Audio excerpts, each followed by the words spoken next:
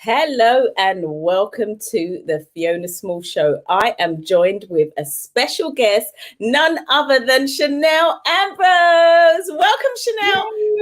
Hi, hello.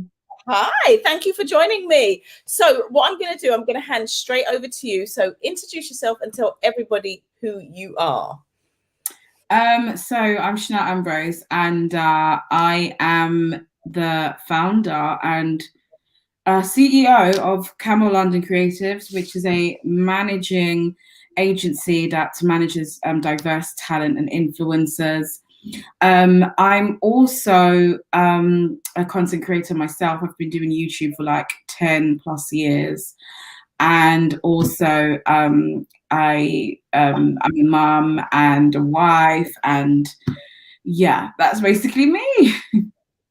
Welcome. So, Chanel, I've been watching your journey for a little while, and I really am so inspired by all that you've achieved. And what's been amazing about your journey is that you've just reinvented and just evolved and just really become so current. And many people who, like yourself, who are content creators, as because obviously times have changed, things change, trends change. How have you managed to stay so relevant in the area of expertise?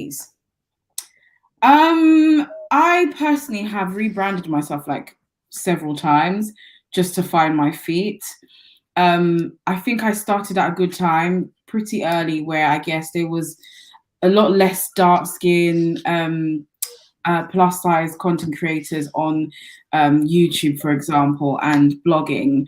So I think people did like catch on to me at within a time where there wasn't much representation, or there still isn't, quite frankly, but there's very little representation out there. So to go online and like find someone that looks like them, that they can relate to, and give them interesting content such as makeup and fashion and stuff like that. I think I was quite quickly able to get people to subscribe to me and kind of follow my journey. And over the years, it's just been, a lot of rebranding, and I'm even still in this process of doing that, because you always reinvent yourself. So that's what I've been doing personally, and it's kind of really it's working. It's working in a sense where I know my direction. Wonderful. And I try to remain as relevant as possible, I guess, by just trying to keep up with what's happening, but obviously make it very tailored towards what I like and what I know my audience will like, etc. Definitely. And you've just touched on something really key, because you said what you like, but also what your audience like. And I've found, you can imagine that I can imagine like somebody who has such a high following and a big profile. How do you like strike that balance between, actually, this is what I like, and this might be what my audience like, but this over here I like? What would you say? And even for those that are coming up, like, what is the compromise? What should it be and what shouldn't it be? So I think it starts with what you like as a person, and what you're interested in. So I think initially, I was obviously very much into makeup and beauty and stuff, and fashion. So I started to put out that content. But as my life changed as it goes, I started to change up my content to suit that, so that people can, I guess, be, relatable to that, as in what I'm going through at the current time. But then you get requests, and also you look at what is happening and what's changing. And I think it's important as a content creator to kind of just know like what is happening now, so that content is what's well received. So, content creator, describe to me what a content creator is. It is okay, maybe I should start with what is content, because I think people don't really know that. People just think it's just posts, and it's just Instagram posts. You can just put up any Instagram post, and it may not be like anything. But if you put up a post that has something that is informative, then it becomes content.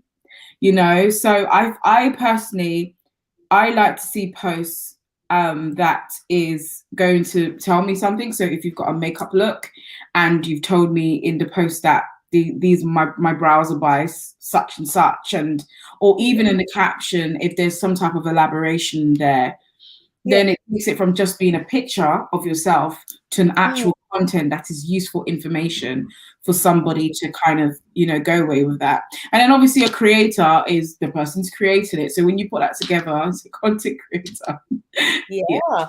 Interesting, because we don't realize that that is actually, you know, somebody's role and their job. And would you say that it's like I can never say the word when somebody is choreographing? say the yeah, that's a hard word. That word. Yeah, I never can say it, but you know, there's an art behind what you're saying. And even with you, so you are a content creator, you are obviously known as, I know that you're not really kind of too using that term anymore, but the influencer, because you started back in the early stages. So you're like an original OG. Yeah. So you literally kind of pave the way for many that has come after you. But take us back to the young Chanel playing about when probably we weren't even really, you know, touching YouTube at the time. What was the inspiration behind, and how did you have so much foresight that actually this was going to grow and expand? Because how much subscribers do you have? Like literally, how many subscribers do you have? So I currently have 435,000 subscribers. Wow. Which is an outstanding number. But the platform is changing. And we'll explain that later. But just going back to what you originally asked. So going back to, I guess, where it all started, I would say I started putting my feet into the industry as it is when I was about 17 years old. So I did media studies for A level. That was, I think that I've got like an A. So that I kind of, you know, when you as a teenager, you're like, I don't know what to do with my life. I definitely went through that stage. But I always said, like, to my mum, she always says that to me today. She's like, but you always said you wanted to be an entrepreneur. I didn't even know what entrepreneur meant, but for some reason I was just calling that on my life. And it ended up as such. I got into media studies because out of all of my A-level results, that's what I happened to really you know, be good at. So I was at uni, I'd done TV design and production, which made me kind of want to look outside and say, okay, where can I intern? Where can I get more experience? Who can I connect with in order for me to go up in the industry and stuff? You know, I went to BBC, I went to here, nobody was responding. But I went to the Black community, of course, because I'm part of the Black community. And I managed to get into like a modeling agency that was representing just Black models specifically. Loved working with them. I'd done events for them, hosted events, like really big events. It was really fun. And just Screen Nation Awards. I used to intern there. I was really a kid. I was like 18 years old. It was really fun. So I've even got like some really cool pictures. I need to go in there and look for them up. Yes. With some celebrities. I don't bring them out. I don't know why. Wow. But this was when I was a teen and it was such a buzzing thing. I was like, this is a cool industry, but I'll happily do it behind the scenes. Yes. I guess that changed when I became mum. Well, Boating originally, or even Amatofi, if we really want to take it there, and became a YouTuber in front of the camera. So it became from me being behind the scenes in the industry to the front of it. Wow. What was that like? Because many people, they either are comfortable behind it or in front of it. The sheer fact that you had both experiences, what was that transition from going from behind the camera to in front of the camera? What was that like for you? It was awkward initially, I would say, but I kind of didn't see any way of getting up unless I put myself out there. Wow. Where did that what confidence come happens in the industry behind the scenes. It's corporate, really. And you know how it's difficult to climb up as a Black person in a corporate environment. So yeah, like wow. all we see the BBC and all of that, although they have the creatives, I would say, photographers, videographers, etc. They really are corporate execs given those jobs. I And see. I was struggling. I wasn't going to get where I wanted to get to, even with the experience that I had. Yeah. So I just had to do Where did that it. confidence come from? So you've just hit on something, right? Mm, So there's two things. You were behind the camera, which is most people's comfort yeah, zone. Not yeah. only did you transition and come from behind it to in front of it, you actually just broke a massive glass ceiling because you realized actually there's not many that look like me that get through. So talk to me about where did that confidence come from? Because what I want to get from out of this is really to showcase that, you know what, it's possible. What Mhm. you are demonstrating is, Chanel, you are really you've cut from a different cloth. You've carved your own lane. You've been in the industry a very long time, but you've Yeah. studied it from very Mhm. early on, so you Yeah. know the kind of mechanics and how it works. Talk to me about where that confidence came from. I think I almost foresaw I kind of foresee the future from the very early beginning. And I remember saying to my cousin one time, I saw like one blog post by like a random like white girl, like in like 2008 or something. And I was like to my cousin, I bet you blogging is going to be the next revolutionary thing. So with that, I said, okay, let me start my own blog type of thing. So I had like a proper like text blog. I still do, don't use it, but it's there. Um, and I started to like talk about makeup. So it's a matter of me just kind of seeing from the very beginning that by force, I need to put myself out there and start documenting what it is I'm doing online. Yeah. And then it started with the blog, and then I guess it was a bit of a smooth transition into YouTube, Uh, which I think the reason why I didn't care so much in the beginning is because I didn't have any followers. No one knew me like that. So it was like, no one's going to see me except from just random people or whatever. So I don't care. you just But also, yeah. I was a bit like nervous if people that knew me saw it. That's where I was more nervous. And that's Uh, really, if you don't know me, I don't care, like whatever yeah. it's your face. But if you knew me, I was kind of a bit worried of maybe the judgment Yes, and yes, like my mum be like, what yes. is this doing? You know? Yeah. And I suppose because you're one of the earlier adopters as well, it's Yeah. like, what am I really doing? And others are thinking. But interestingly enough, I have heard others in the same space as you say the same, that they actually kept it quiet. Quiet. It was a little secret thing between them and their like We dormitory. probably all didn't think it would last though, you know? Yeah, yeah, We yeah, probably yeah. all didn't think. So it was like, okay, nobody needs to know because I'm not gonna do it forever or whatever. It's just whatever. It's my little Yeah, hobby, my little a little secret hobby. hideaway fun Yeah. thing to do. Yeah. So you've managed to literally create something from one, knowing the industry, Yeah. seeing kind of how real change was taking place. Mm-hmm. Dip your toe in the water to test it out. Just Mm-hmm. thought, let me do this undercover. Don't tell nobody. This is my secret. Bring Mm-hmm. it to the world. And Yeah. then you've made yourself an amazing success. I mean, that alone, kudos to you, by the way, because it Thank really you. does take, you're welcome. I mean, it takes a certain type of determination and understanding. And the sheer fact that you are still in the game now, you still are reinventing yourself in a way where you're interesting. There's some people, sorry to say this, that they go stale, and Yeah. not to be rude, but it's like, oh, you're still doing that. We've seen that already. Let's try something new. Mm-hmm. So Yeah. I love what you've done with your content, how you've just leveled up.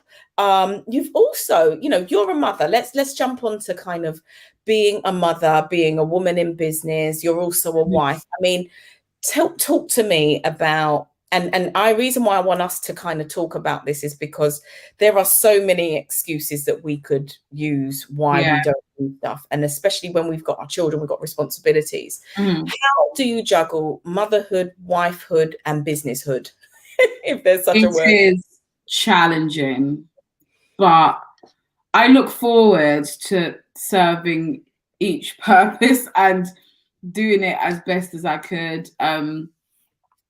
So I've really worked on just a strategy to keep myself organized and in order as a mum, and obviously looking after my household, and then obviously business and work and everything. And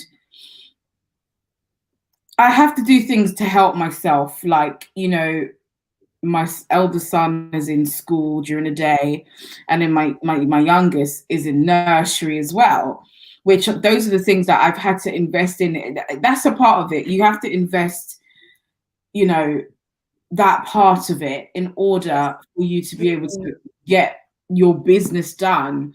Absolutely. For the whole year whilst we was in the pandemic, it was very challenging because obviously, you know, they weren't really going to school like that and stuff. But now where things are opening up, I'm finding it a little bit more easier, whereas I got a routine, a very strict routine for the kids in regards to just their day-to-day life.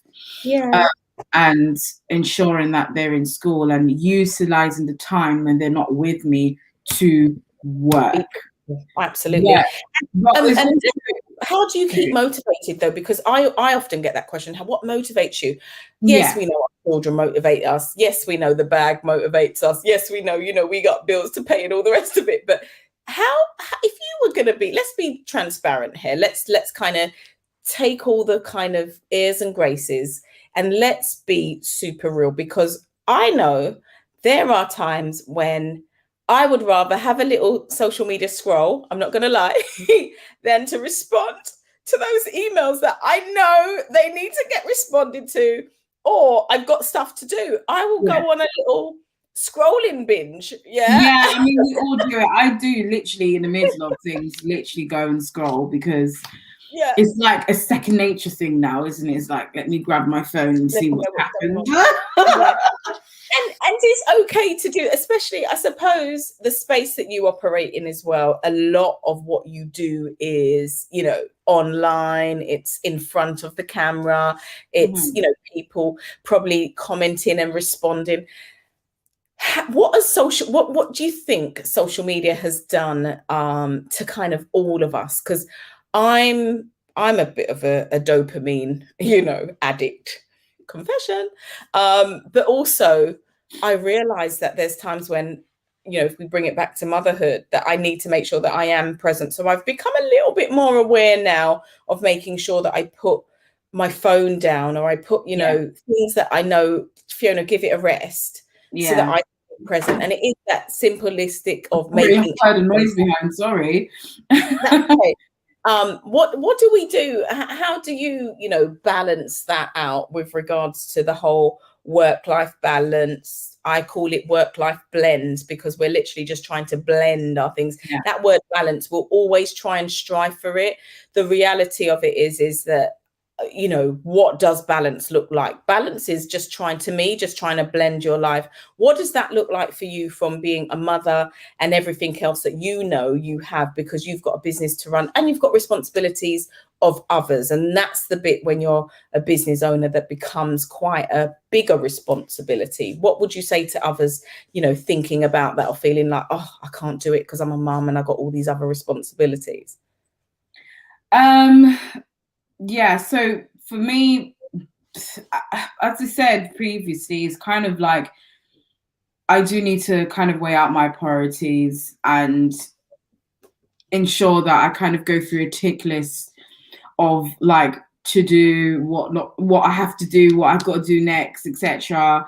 I do like planning, a lot of planning, like the day before, and I try to stick to a 9 to 5, even though I work for myself. Good. So it's kind of having that little structure that has helped me kind of just place everything where it needs to go. Mm.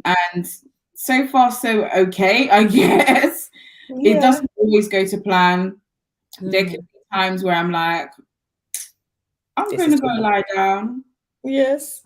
You know what I'm saying? During the day at 2 o'clock, it's like, okay, A I little don't nap. need to do my emails right now. I'm going to go and lie down. And I get up and I go.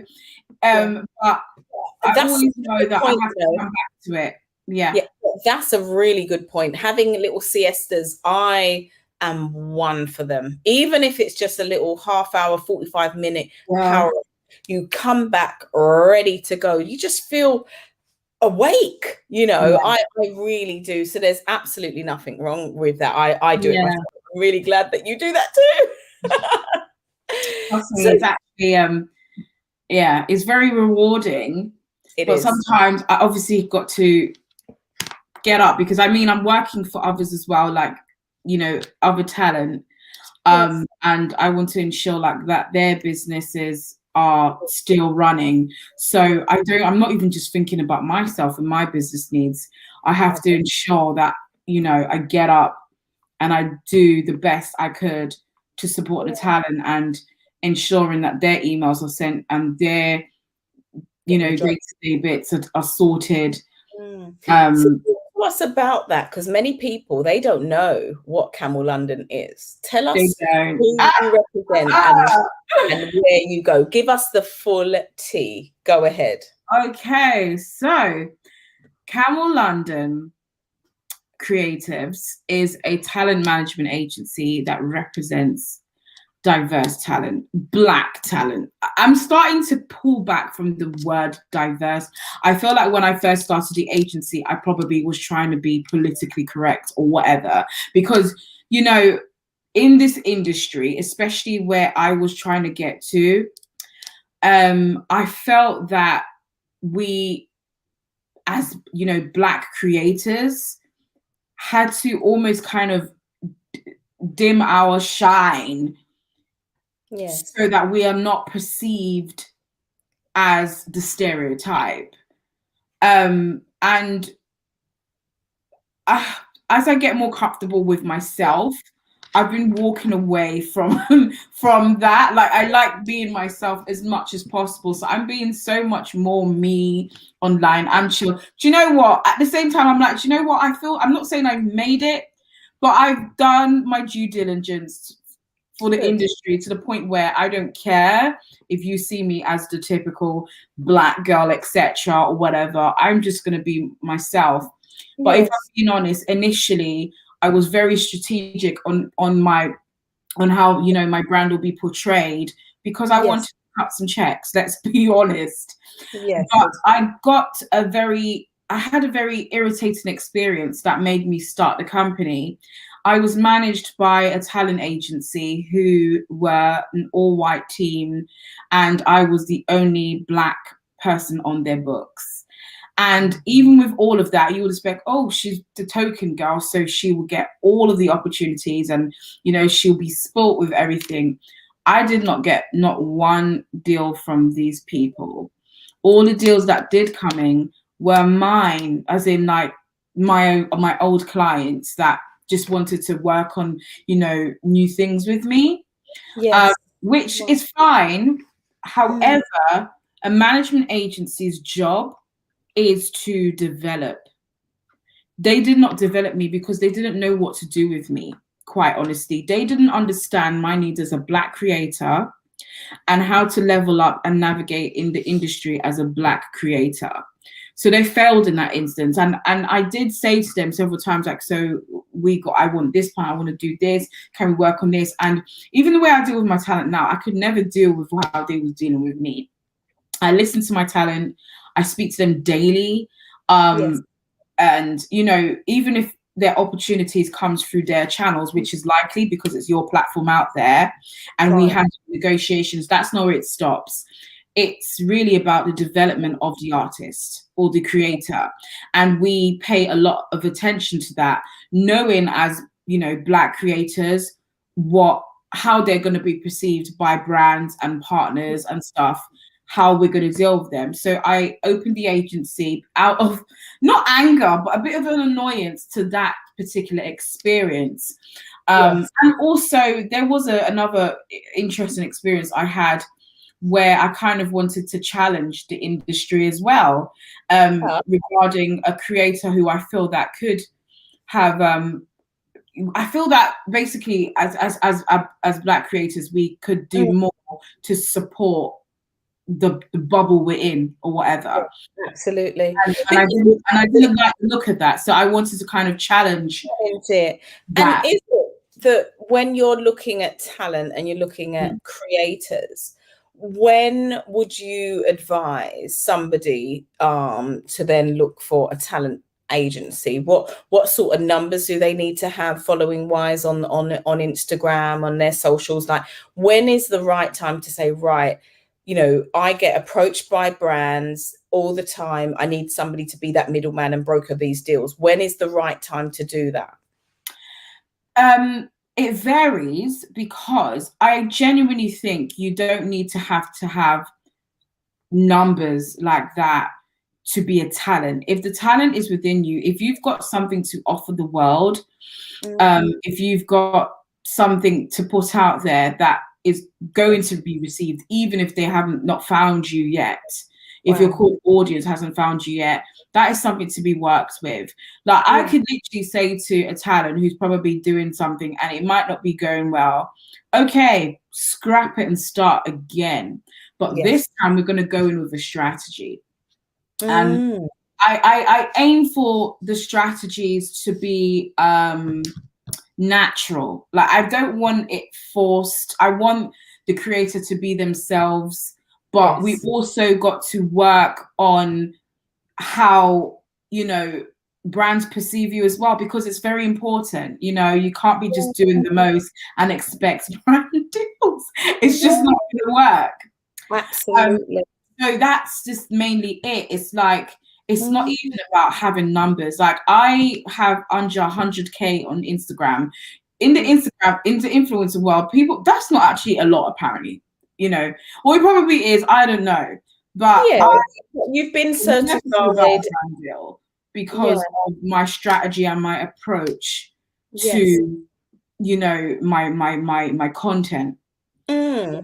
And I'm able to even, you know, finalize and negotiate, well, my manager will, but negotiate very good deals, like nice figure deals, just based on the fact that my content is worth it. And a brand who wants to feature on my page needs to pay the right price, you know? So, absolutely. And you've now obviously studied the industry, understand the industry, you know, confident enough to say, this is my price, I know my worth. But some are probably thinking the sheer fact that they've approached and are willing to pay a little coin will accept it. What would you advise people to do before, or how would you advise people before signing any form of contract? How would you advise them to negotiate their contract? Are you talking about a contract based on a partnership deal, or a management partnership deal? Partnership, yeah. So the way I started is, I knew that I could utilize certain opportunities to continue building my brand. So, for example, Boohoo approached me many years ago, and although they didn't offer me any money in the get-go, it was just gifting. I still realized that I could use this gifting opportunity to put on a show or something that is going to be substantial and just hit the mark with, you know, my audience.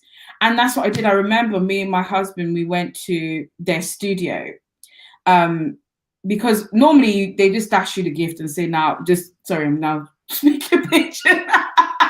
They just dash you the gift and say, okay, just, you know, do whatever. But I was like, I would love to come into your studio.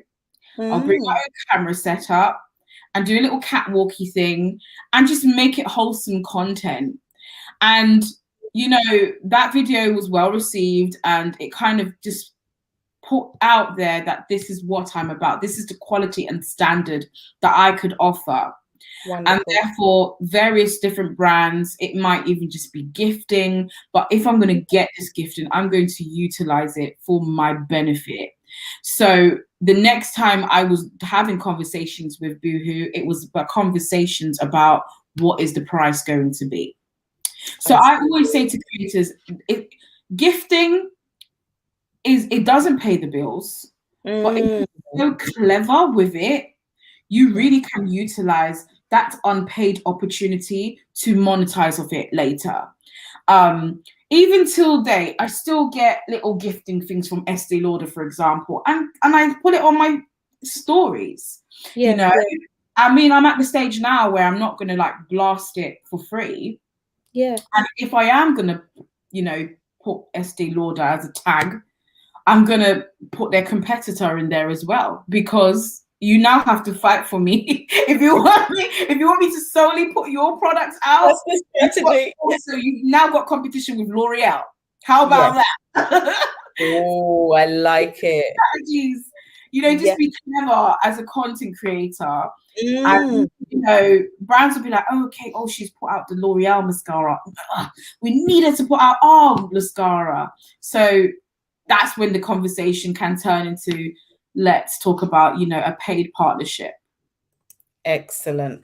And you've done that really well, because I think what you've done in terms of being consistent with the brands that you work with and the content that you put out and the ads that you do and all of the promo, now that you are moving into a different space with your content and how you're evolving and you're transitioning, just as you're progressing in life in general, I noticed in your recent video that you put out, you actually spoke about just kind of how transformation happens and change, and not everybody will embrace it. There does come a time in our lives where we do have to evolve. We do have to take stock and say, right, it's time to reinvent this. What has been kind of like one of your biggest fears on that, doing that? Okay. I think my fear is when I don't know. For example, I'm kind of really, I guess, testing my confidence because I'm putting things out, like, for example, what I eat in a day. That's the video I put out yesterday. That's something I've been dreading to put out forever. It's been requested, but I didn't want to put that out because of judgment and criticism, because I'm a plus size woman. And therefore there's that preconception of, oh, you're lying, or, you can't eat like that. You don't eat healthy, or you can never eat healthy. You're that big.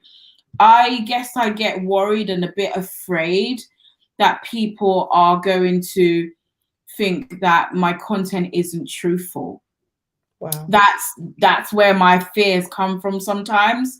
Because sometimes when you're being extremely truthful, some people still may think it's a lie. And I had a comment recently on that very video, and I addressed it today, and I said, you know what, that's ignorance, to be honest, because you can't just look at me and assume the worst. And all the same, I've just told you that this is a healthier rendition. Yes. I don't eat.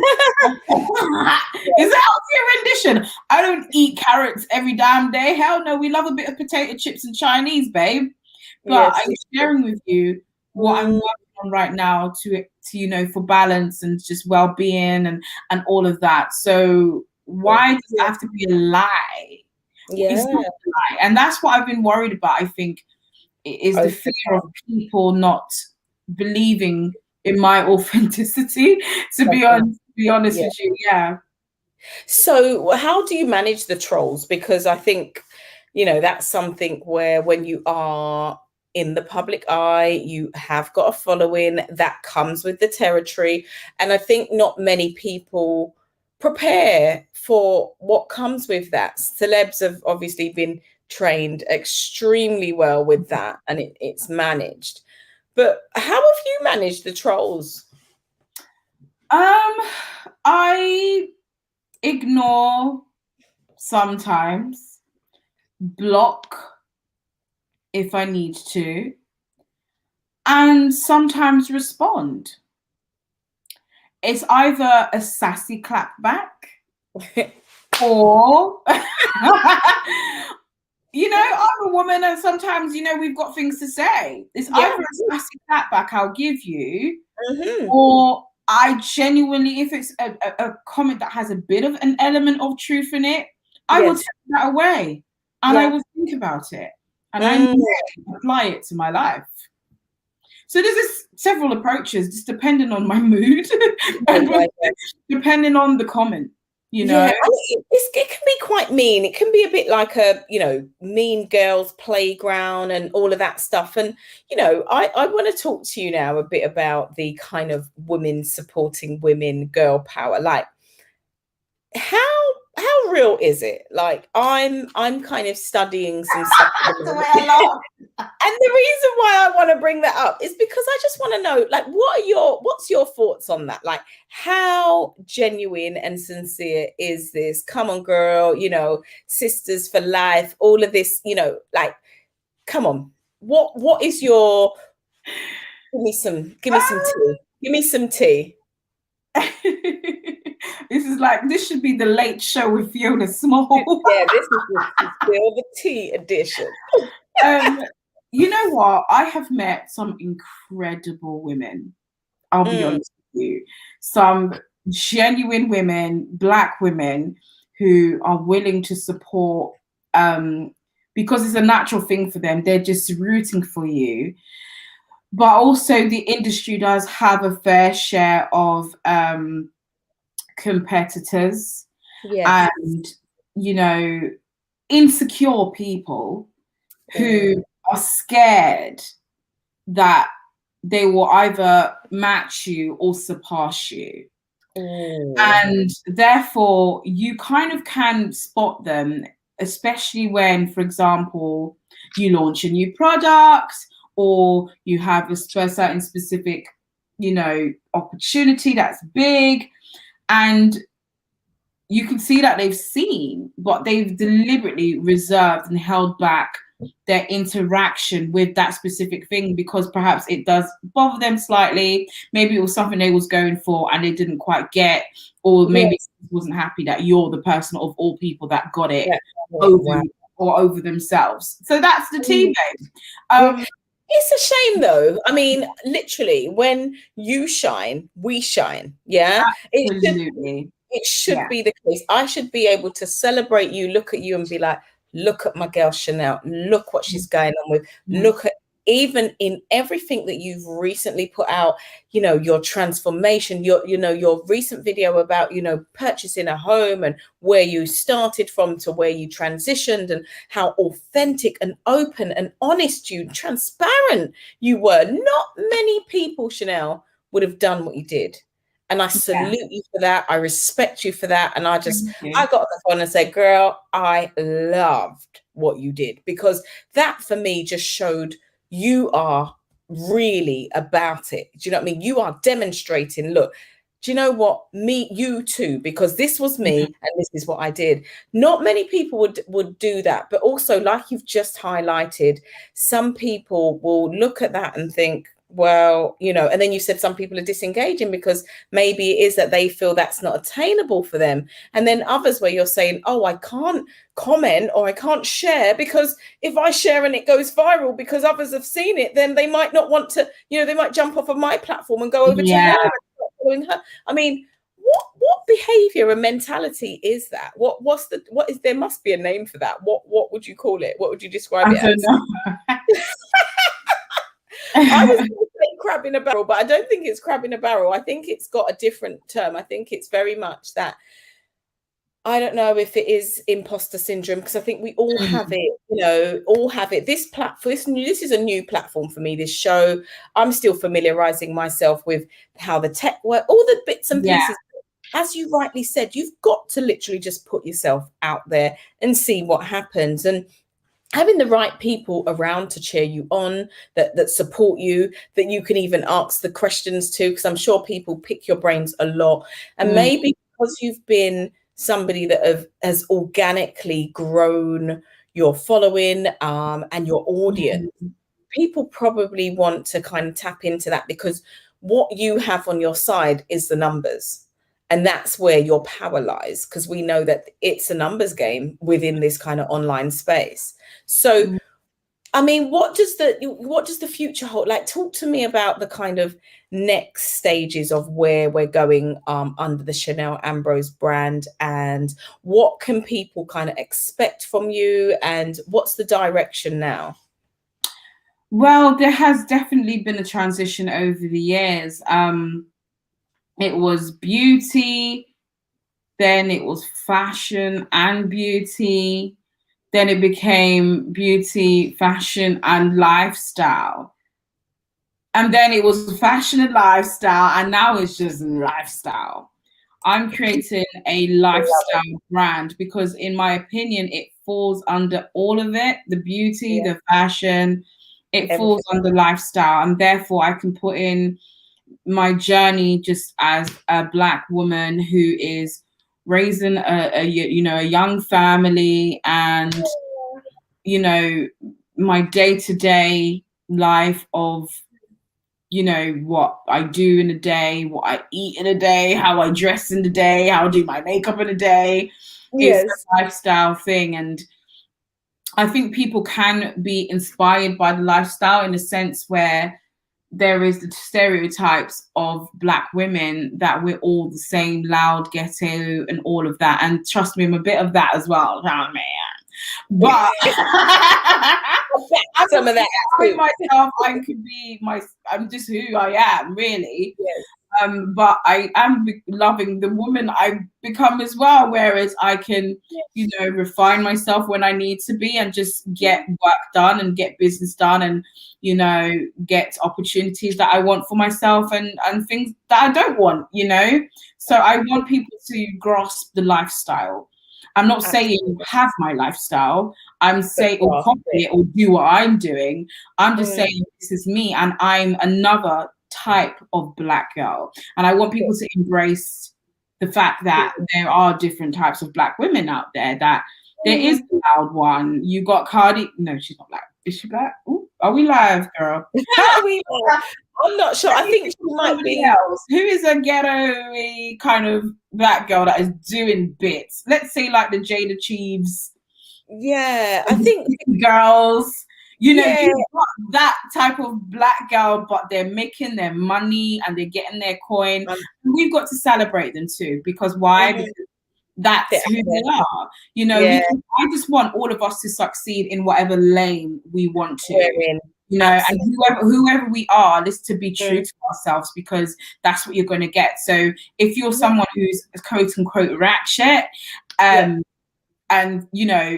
that's who you are, I'm not expecting you to become posh and go to etiquette school and stuff. No, like, you can make a bag as well, and that's fine. Absolutely. And kudos to you. I'm going to clap for you, and I don't follow them. They're too young for me, but like I follow on. Yeah, there's some that you look at, and I love what you're saying, because even there's some that I look at and be like, oh, I've got a daughter, and I would really not like my daughter to be like her. Exactly. You look at them and think, some of them may not want their daughters to be posh and refined and all of that, and that's okay. Absolutely. I remember, and she's in the kind of like bashment-y scene. This is the tea edition, by the way, so we're just talking a bit of tea here. Spice. And I was and I'm just like, oh, she's really raw if we're talking ratchet. But then I saw something where she bought her son a house in Atlanta, and it was the most it was. Oh my God! Yeah, it was gorgeous, and I suddenly realized to myself that actually don't judge, because she's, as you said, she's securing her bag. She's just bought a beautiful house. Steph London. That's right. You know what I mean? Like, everyone's doing their thing, and I'm here for it. They're doing it. They're Black doing it. Girl power. Well, they're doing it. They are doing it. I mean, they're doing it in a way where, in an ideal world, I would love to have a little auntie chat with them and say, ladies, do you think you could tone down that kind of, because what it is also doing on the other hand, it's quite degrading, and they're the ones that are securing their self. And what we're teaching the younger generation is that this is how you get it. This is what the man then want. Is, you know, talking. We grew up in an era where I think we were a bit more reserved, and it was a bit more kind of, you know, not so. And now anything goes, and it's like from a moral yeah, they do. They do. But you know, the thing is with Gen Z, that generation is they will do whatever they want, unfortunately. But I do want them to also consider who is behind them and who's looking up to them, because that influence really matters. Absolutely. But then we move on to our Riri, bad gal Riri, who is just, come on, man. I'm a just because of Riri, I'm a Fenty girl, straight Fenty. Well, you see what the thing is with Riri is, like, she tastefully does it with all due respect. You know what I'm saying? Like, she gives us the sexiness and everything, and we're like, oh, come on, baby, give me more.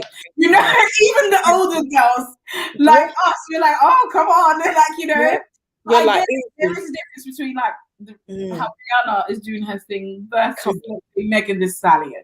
Yeah, true. She needs to change it to good girl Riri. She's not bad girl no more. She's a good girl. She's doing some good things. You know what I mean? You look at her like, yeah, girl, yeah, keep it coming. And what's beautiful is you see us kind of morphing into this kind of conglomerate stroke type entrepreneur, this kind of diverse way of making money, because we are moving, you know, you've got your product line now, you're moving into kind of different arenas where you're dipping your toe. And I'm really loving what you're doing by the experimenting of giving it a go, because you might have thought to yourself, oh, I can't be asked with all of this, because I know that it can't be behind the scenes as beautiful as what the pictures look, or when you're just describing it, this and that. I know behind it must be like a lot going on. So the sheer fact that you have given it a go, you need to say to yourself, do you know what? Let me give myself a pat on the back for this, because I'm making it. You didn't sit and think about it. You're not procrastinating. You put it out there. You are putting it out there. And one thing I'm really, really loving about when I'm seeing women like yourself who are doing some I'm not even being rude, sorry. I'm just, it actually is coming to 11. I woke up at like 5. No, it's beautiful to see that is what you're doing. Do you know what I mean? Because you could just sit down and be like, no. So let's, and before we kind of like wrap up and wind down, talk to me now about, or give some words. What I'd love you to do now is give some words of encouragement to, say, like a young lady like yourself who knows they've got something in them. People may have discouraged her along the way, or them along the way, and they just feel that actually I really would love to do it, but they're procrastinating, or that inner critic is saying you can't do it, or imposter syndrome is kicking in. Give them some words of advice from Chanel to say, do it. Exactly that. Do it. I think that we often sell ourselves too short, and we may not believe in ourselves. So I just want people to believe in themselves and not be afraid to try new things, reinvent themselves, try out something that you're thinking of doing it, but you don't know if it's going to work. It has to be put out there to test the waters, to see if it's going to work. And then just be very aware and understand that it's not going to be an overnight thing. Build yourself really does take time and patience. And I also think that people need to understand that they may come through some bumpy roads and come across people that are not always going to give them the greatest, experience. They will come across people, but I do believe those incidents come to really teach us something. on how to handle certain scenarios. So yeah, that's what I would say really. Just don't hold back and just keep it going. Keep it going. Awesome. Awesome. And how can people that don't know how to reach you, how can they reach you and engage and connect with you? And are you taking on more talent? We have got a lot in store. I would love to take on more talent, but I'm really being strategic this time on talent that are not just influencers. Yes. You know, talent that are not just a product influencer or like whatever. We want talent that can be stretched across the board, that we can put in a presenting realm or a TV opportunity or even an acting. Do you know what I mean? We want talent that are going to be able to stretch across, you know, the board as opposed to just being an influencer talent. So as a business, that's what I'm kind of re-strategizing to. Even the tagline, for example, is not going to be just influencer talent. It is going to be just that, a talent management agency, because I just feel like Black people are the most creative in the world. And I don't want to just narrow us down to just being, you know, Black talent, or so Black influencer agents, Black influencers. Yes, you want to stretch. So you can find me on Instagram, Chanel Ambrose, at Chanel Ambrose. And then my YouTube page is Chanel Ambrose as well. That's where people can see what I do. And then everything else will fall under that, because I've got multiple pages, my home account, etc. Mrs. Ambrose Home, which we're doing something very fun with that soon, actually. Yeah, but I'm not going to say it just yet. That to your hat. You're going to have to go and watch and subscribe. Just follow and see what we do. See what you do. Well, what you do is amazing. I've been following your journey for such a long time. I am super privileged that you were able to join me today. And I just want to say a big thank you for everybody that has tuned in and watched the Fiona Small Show. You can join me back again. I just want to say big thank you to everybody. Do share, do comment, and I'll be back soon.